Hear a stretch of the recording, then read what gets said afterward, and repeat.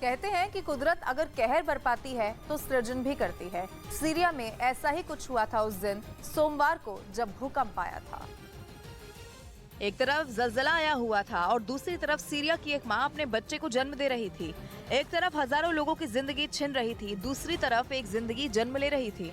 सोमवार को जब भूकंप के जोरदार झटके लग रहे थे तब सीरिया के अलेप्पो में एक चमत्कार हो रहा था। फातिमा अहमद ने अपने तीसरे बच्चे को उसी दिन जन्म दिया। एक के बाद एक भूकंप के झटके आ रहे थे। सारे डॉक्टर अस्पताल छोड़कर चले गए थे।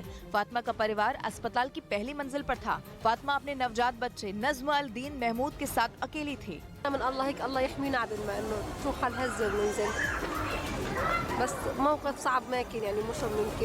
भूकंप के बीच में जब चारों तरफ मौत पसरी हुई थी, इमारतें गिर रही थी, इस मां को कुछ ईरानी मददगारों का साथ मिला और वो अस्पताल पहुंची जहां उसने अपने बच्चे को जन्म दिया।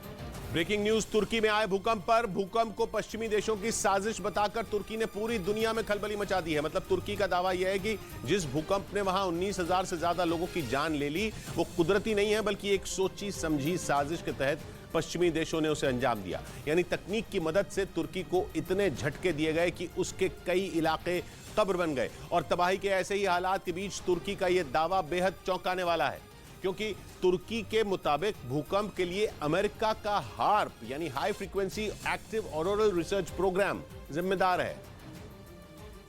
और इसी प्रोग्राम की मदद से तुर्की में भूकंप पैदा किया गया। तुर्की की राजधानी अंकारा के मेयर ने यह बड़ा दावा करते हुए एक के बाद एक कई ट्वीट किए, जिनमें उन्होंने ये आरोप लगाया कि तुर्की को निशाना बनाया गया और उसके पास के समंदर में ऐसी तरंगे पैदा की गईं जिससे तुर्की में भीषण भूकंप आ गया। बताया गया कि तुर्की में भूकंप आने से पहले आसमान में तेज बिजली कड़कती दिखाई दी थी। इसके साथ ही तुर्की के पास के समंदर में 2 अमेरिकी जहाज भी देखे गए थे। आशंका जताई गई कि इसी जहाज पर अमेरिका का हार्प यानी high frequency active auroral research program से जुड़ा सिस्टम रखा था और तुर्की में भूकंप लाने के लिए इसी का इस्तेमाल किया गया था, क्योंकि अमेरिका का यह हार्प सिस्टम बेहद ताकतवर तरंगे छोड़ने में सक्षम है और इसका इस्तेमाल पृथ्वी के वातावरण की सबसे बाहरी परत आयनोस्फीयर की जानकारी जुटाने के लिए किया जाता है। आयनोस्फीयर धरती की सतह से करीब 50 किलोमीटर की ऊंचाई से शुरू होता है और वहां हो रहे बदलाव या फिर दूसरी जानकारियां जुटाने के लिए हार्प से छोड़ी गई तरंगों का इस्तेमाल किया जाता है, जो बेहद हाई फ्रीक्वेंसी की होती है। और तुर्की ने आशंका जताई कि इसी सिस्टम का इस्तेमाल समंदर की गहराई में करके भूकंप पैदा किया गया। तुर्की ने अपने आरोप को साबित करने के लिए दलील भी दी।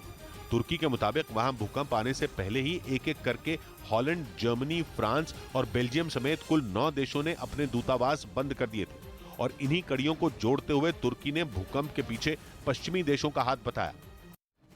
तुर्की में अभी भी मलबे के नीचे से शवों के मिलने का सिलसिला लगातार जारी है और साथ में लोगों को जिंदा भी निकाला जा रहा है। इसी उम्मीद में तुर्की के राष्ट्रपति का कहना है कि जब तक हर एक मलबे की तलाशी पूरी नहीं हो जाती, राहत और बचाव का काम इसी तरीके से चलता रहेगा। 5 दिन हो चुके हैं, पूरी दुनिया से तुर्की में मदद पहुंच रही है, लेकिन अभी भी तबाही का इलाका इतना बड़ा है और इतनी ज्यादा इमारतें धराशायी हुई हैं कि राहत और बचाव कार्य में लगी तमाम टीमों को ये तय कर पाना भी मुश्किल हो रहा है कि कहां सबसे पहले मदद करें। इस बीच में तुर्की के राष्ट्रपति रेजिप ताइप एर्दोआन ने शुक्रवार को कहा कि उनके देश के दर्द को बयां करने के लिए शब्द पर्याप्त नहीं है। Acıyı tarif etmekte kelimelerin kifayetsiz kaldığını gayet iyi biliyorum. तुर्की के तेपेहन से ड्रोन फुटेज आया जिसमें चारों तरफ तबाही ही तबाही नजर आ रही है।